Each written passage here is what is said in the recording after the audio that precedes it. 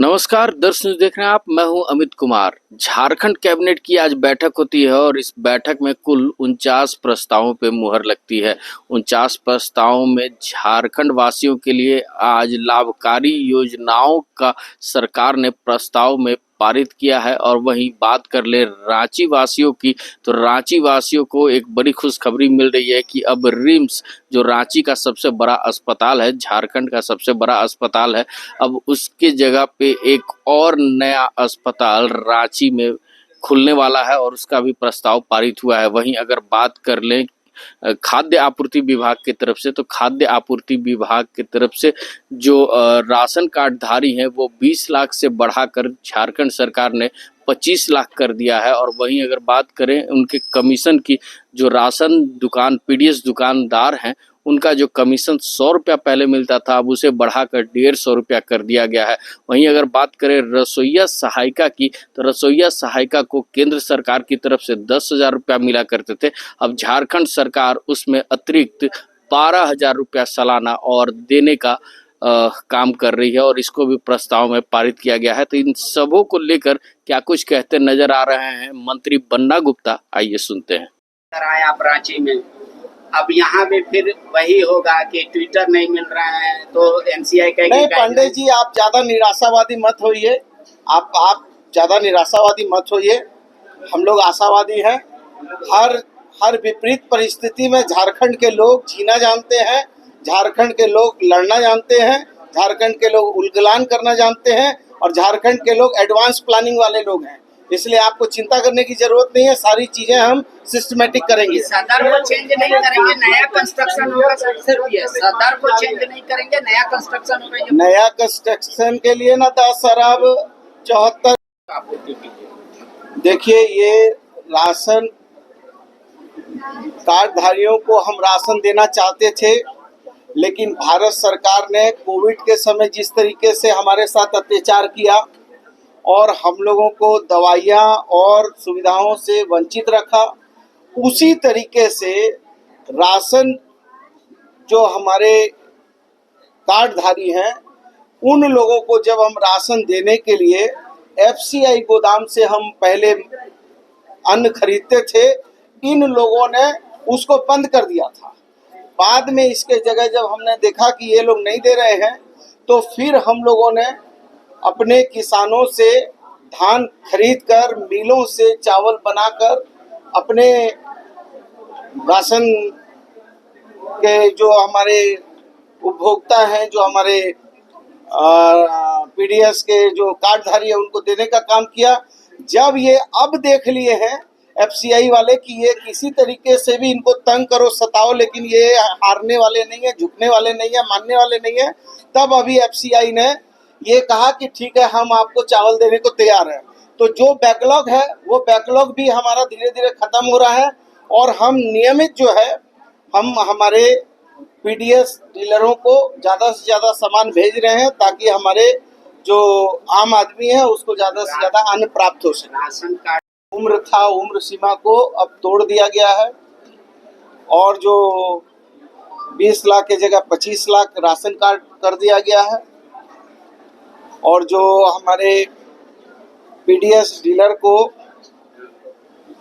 जो 100 रुपया क्विंटल के हिसाब से हम लोग उनको पैसा देते थे, 100 रुपया मतलब प्रत्येक 1 रुपया किलो, उसको 1.5 रुपया किलो कर दिया है और 1 अप्रैल से ये आदेश लागू हो जाएगा। शेष सारा चीज आपको हमारे कार्मिक विभाग से बताया जाएगा। ठीक है। बहुत सारा सवाल है इसमें। विपक्ष कह रहा है कि जो ऑलरेडी आपके पास राशन कार्ड धारी हैं, उनको प्रॉपर अनाज नहीं। हमारे शहीद जगन्नाथ महतो जी के नाम पर अस्पताल का निर्माण होगा, 500 बेड का। दूसरा,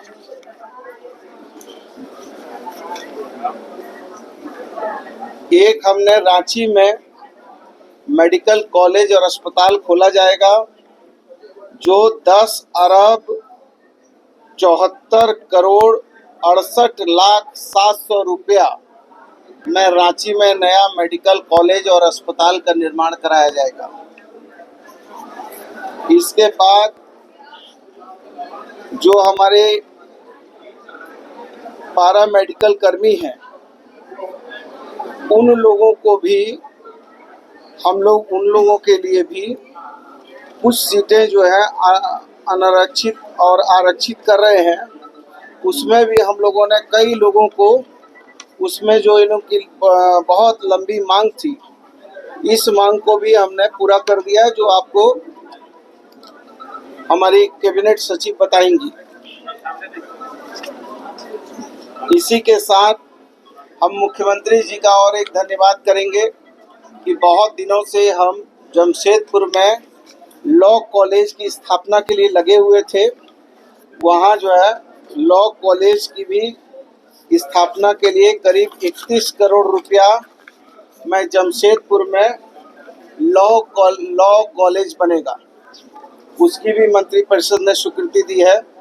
पलामू में नर्सिंग कॉलेज की स्थापना होगी, उसकी भी स्वीकृति दी है। आपको सारी चीज़ें हमारे कैबिनेट सचिव बताएंगी, लेकिन हम आपको मोटे तौर पे आपको मैंने बताया है। तो मुख्य बात मैंने आपको धारी की मृत्यु होती थी, उसी को अनुकंपा में लाभ दिया जाता था नया अनुगुप्ति के लिए। इसके कारण बहुत सारे लोग जिनकी 60 साल से 61 साल हो गया और मौत हुआ, बहुत लोग की अनुगप्ति नहीं हो पा रही थी। इसको हमने जो उम्र सीमा है उसको हटा देने का काम किया है। अब कोई भी अनुगप्तिधारी की मृत्यु यदि होती है तो उसके परिवार के लोगों को नया अनुगप्ति प्रदान किया जाएगा, ये मंत्रिपरिषद ने स्वीकृति दिया है।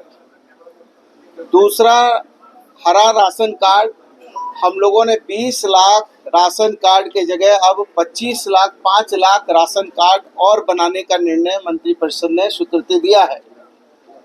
हमारे राशन डीलर को पहले 100 रुपया क्विंटल, हम उनको जो है 100 रुपया क्विंटल जो है हम उनको पैसा देते थे, लेकिन उसको अब हम लोगों ने बढ़ाकर 150 रुपया कर दिया है और 1 अप्रैल से ये आदेश माना जाएगा।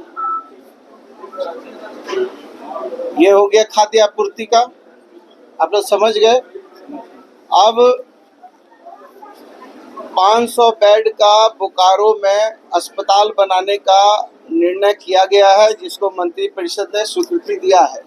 तो पीट पीट के नेता बनाया है, हमको जेल भेजा है, तो हम उसके जो है इतना जो है उसका एहसान है मेरे ऊपर।